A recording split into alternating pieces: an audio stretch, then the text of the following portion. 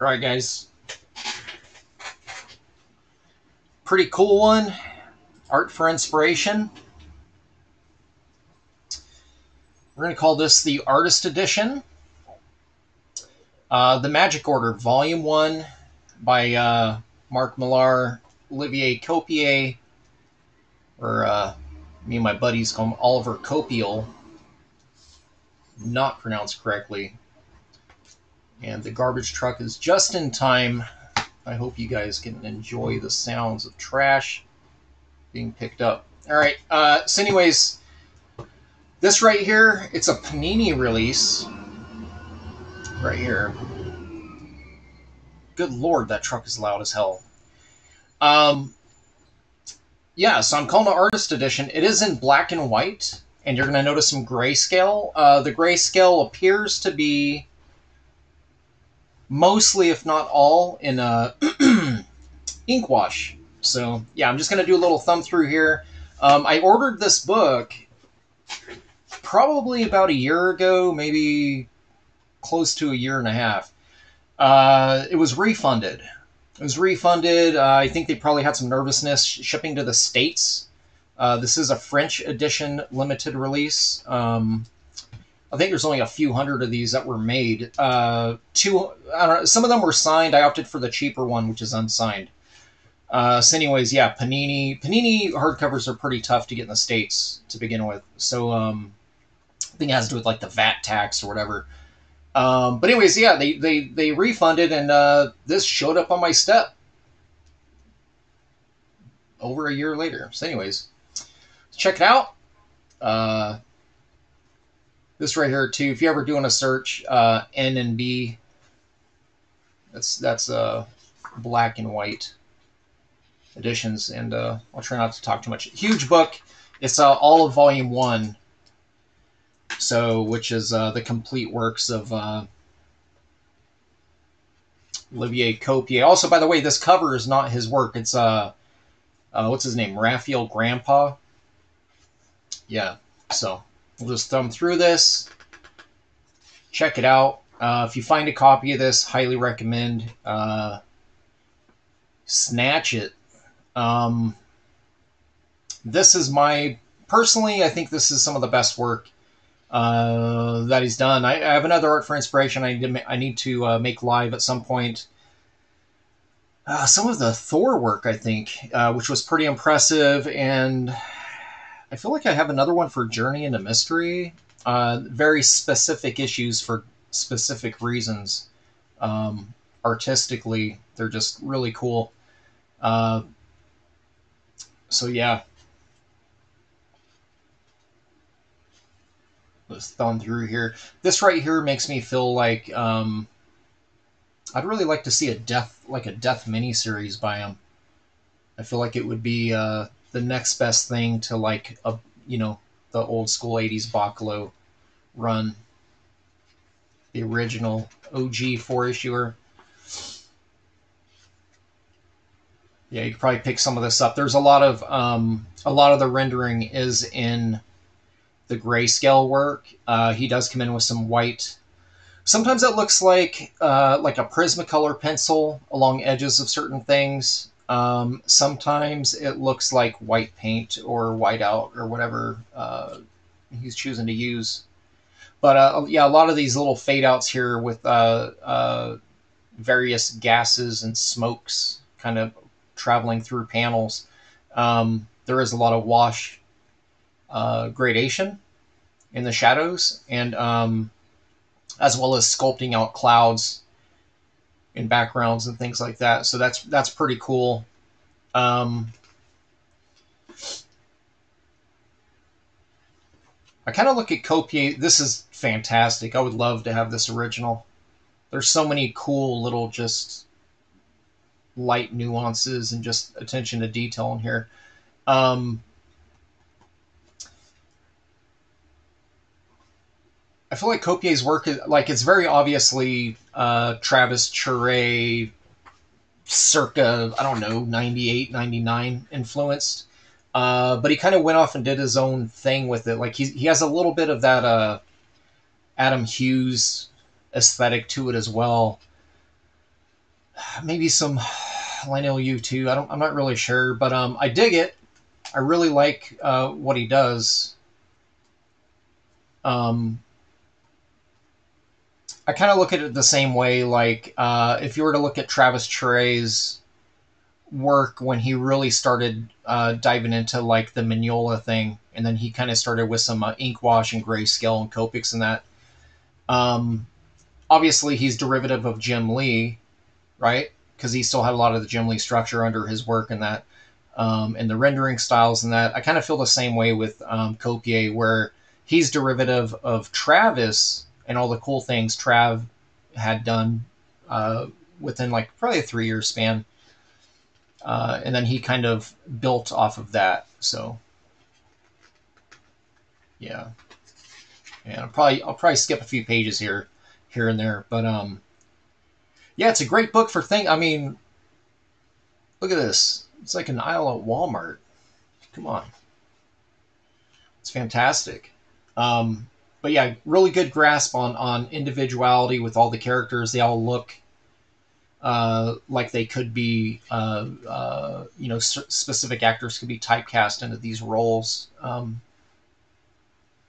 a lot of cut and paste type work. I mean, he's not really known for that either. But there are some artists who, like myself, some of us, we got two faces. We got two faces that we can illustrate. But he's got a variety, so that's good. And nice rendering. Nice, really nice rendering on him too. Yeah, very exciting work here. So what's the name? Venetian. This is all in French. I do not read French fluently, so yeah, there's just so much cool work here. Um, this is all grayscale work in here, ink wash or watercolor or whatever, including right here. And the gray you see back here, this is not a white background, so there's actually like different gradation and some white areas and highlights and things, just like this right here. So I do imagine though, if I was in the role of because I do computer coloring, and I feel like when artists do this it kind of pigeonholes your creativity as far as like extreme light sources and use of hotspots and stuff. Because at some point you're going to end up having to paint over line art if you deviate light source wise from what they're trying to indicate in their work. And sometimes it doesn't work. Like let's say the shading on her is real heavy this direction, but then this one here is face forward. You'd probably have to come in and go real hard edge lights on him, and then with her probably paint out some of the grays. So it is one downside on the coloring side when you have artists that do this, and even though it looks fantastic in black and white, like that's awesome. That's freaking great. As a colorist, it can be daunting. Um, a lot of really cool reflective floor surfaces in this book. That's one thing that I noticed. A lot of very playful with the light and stuff. And later on, there's actually a page or two where they're spell casting and they have their wands like this here. But he actually utilizes the darker wash background and draws in white. The magic effects and stuff. So, book is full. If you're not familiar with this book, it's a story revolving around magic and magicians. This would fit in really well in 1980s Vertigo, for sure. 100% would fit a Vertigo title. So I do have the English. I got the English trade because I was collecting the black and white variants. Copier had some black and white variants, and I was buying specifically those ones because I like the art. And then I just waited for the trade. Then I bought the trade, and it's a great face, man. Jealous, so good. Cars too. This is kind of reminiscent of what is it, Wildcats Volume 2, like the way Travis was approaching some of these crop shots, you know. You got that epic cover of Grifter hanging outside the what is it, the ice cream truck or whatever, blasting away. Yeah, it's so good. It's fun, man.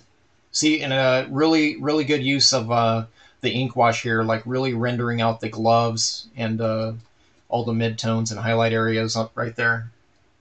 And most of this stuff does have gray tone, like not all that's line art. Like he'll kind of lead in with some lines, and then as it dithers into white, he'll come in with, 20-30% gray in these shaded areas. And he does it on most of the faces, most of the skin tones. Just really nice. Like that's awesome. Yeah, very, very thoughtful, advanced thinking techniques when approaching his pages, for sure. All right, I need to keep going, man. I'm not even like a quarter through this book. This is wild.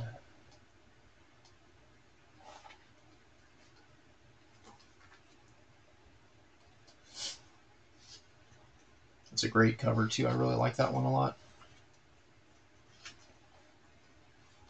Lots of interesting characters here with different spellcasting abilities and what they can do with influence, the power of influence or like physical property influence and things like that. It's pretty dope. I like that face too.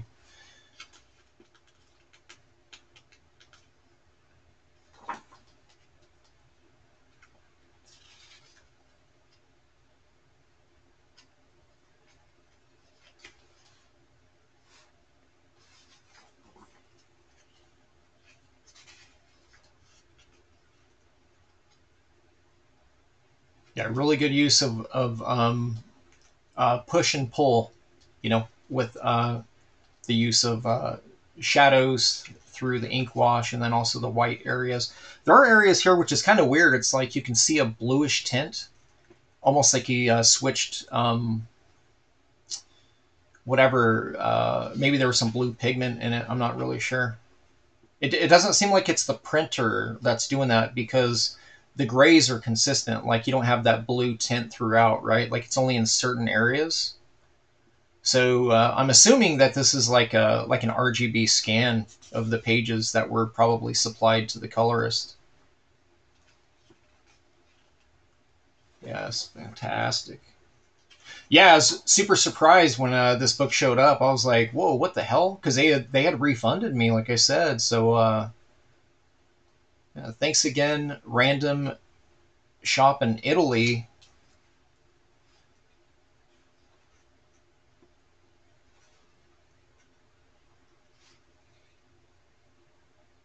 It's an awesome panel right here. This right here feels very Travis Ture Metaborons very much for some reason. But good example here with the use of the white.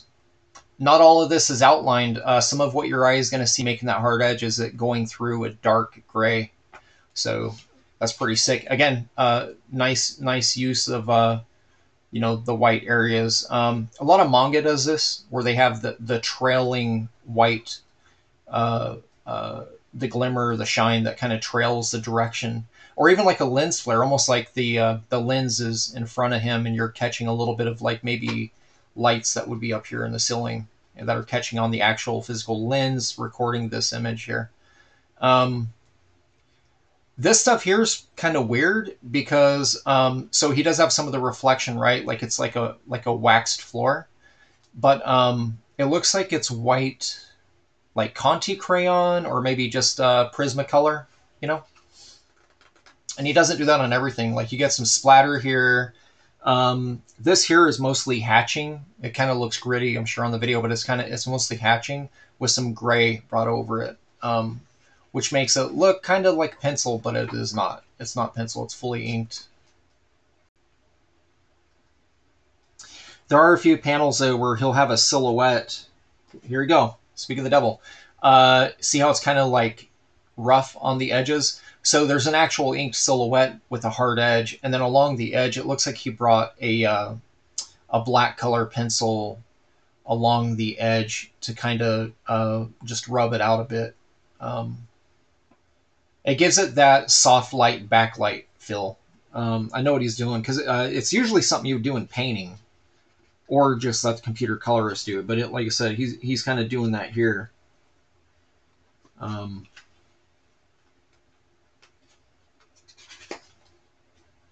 Which again can be problematic depending on the colorist.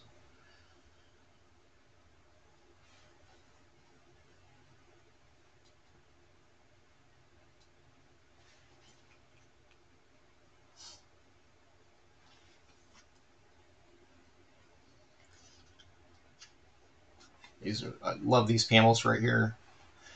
Very cinematic. And then this is a great page here. Recommend looking at this one in full color. That one's also super dope. This one's cool. It's a great cover. For some reason this one automatically makes me think of, what was that, Joe the Barbarian, the Sean Gordon Murphy book.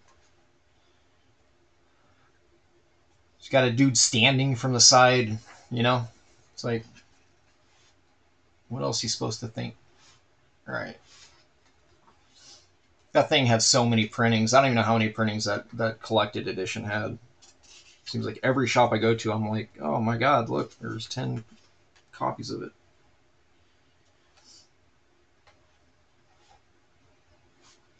It's a pretty cool book. I should do an art for inspiration on that, because I do get inspired when I look at that run.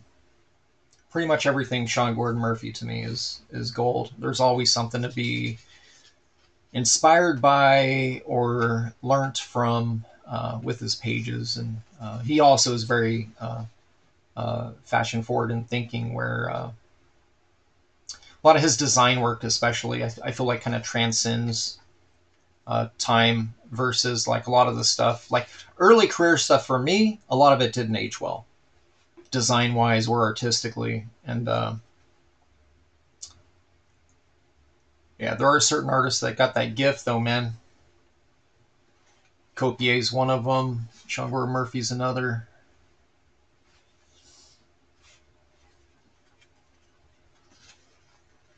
"15, 20 years from now, this stuff will still be," depends on who's looking at it, I guess, but it could very easily be influential. It's not a this work is not a flavor of the month, is what I'm saying.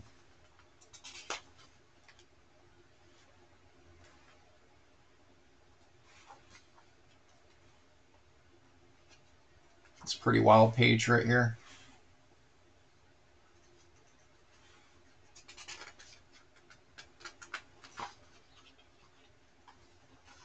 All right, let's keep going. About a little over 15 minutes here. I wanted to keep this down to 20. Start passing through pages here so you guys can check this out. Again, if you come across this book, to my knowledge, this is the only cover. It's the Raphael Grandpa variant cover that I repurposed for this hardcover. I don't know why, but they did that. They should have just used Copier's cover at issue 1, in my opinion, but that's awesome. I love that.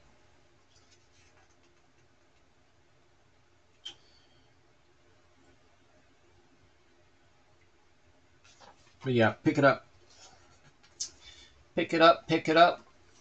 I think US dollars, when I originally purchased it, it was marked up. I think in the States it would normally be a $29 or a $35 hardcover collected, black and white. Kind of like the DC Unwrapped books.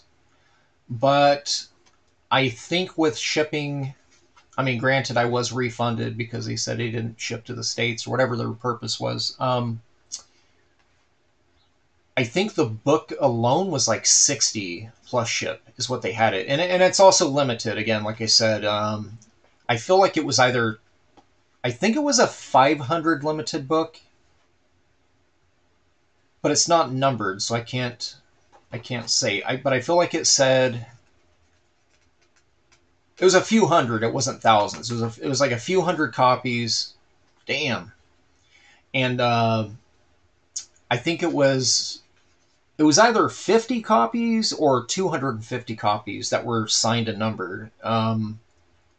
So it might actually have 1,000 print run, and they just did something wonky with an additional number of copies, whatever. But anyways, what I'm saying is it's pretty damn rare. So again, I was very, very surprised seeing it on my doorstep. I was like, wow.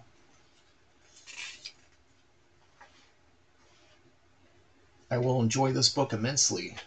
It's great. See, here we go. Might be using color pencil or a mixture. Watercolor pencils is what I was going to say. But yeah, you get some of that white, some of the white effects. And of course, the colorist is going to ramp this up. And he does it a bit on noses too, which I do actually kind of dig that. I noticed some of Jim Lee's sketches, Jim will actually come in and do that. He does the indicates the midtones down the center of the face, so like under the lip, the divot, above the nose, the brow, sometimes the temples.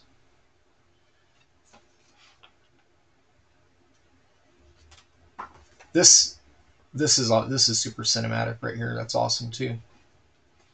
Very Chire filling as well. Not taken away from Copier. Copier is the artist here.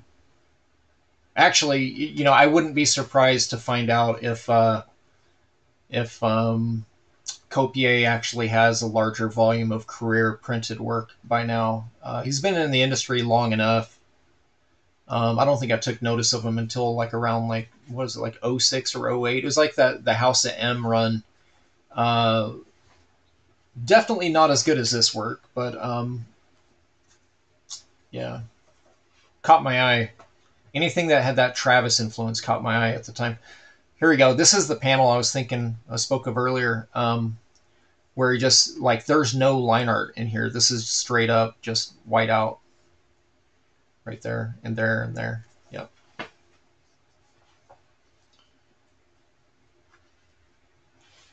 And I'm not discussing story here, so there's no spoilers.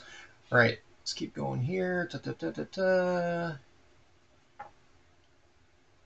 Some of the pacing of this stuff too, very Otomo-esque, like Akira,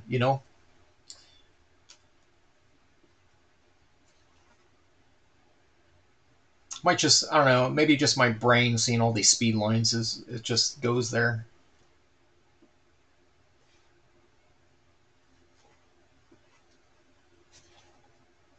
It's a pretty sick panel right there too. Oh, it's so good. It's so good. There you go. There you go. See? Look at that. Look at that. Death. Death. Give this girl an onk. So cool. Look at both of them too.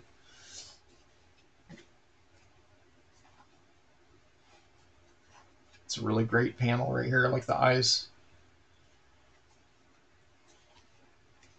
So yeah, then you get some designs here by some other artists. Some character designs, the Venetian for different stages. Some variants. You had to add. This is kind of weird because this, I don't recall this in black and white, but I think they probably went. I don't know for whatever reason. Get the Adam Hughes variant, the Raphael Grandpa variant that they repurposed for the cover right there. They kept the red eyes though, so. But yeah, this one here is full gray. What else we got going on here? Another Venetian. This is a pretty sick cover. This is a pretty big scene. I didn't point it out, but this is a pretty big scene. Very cinematic.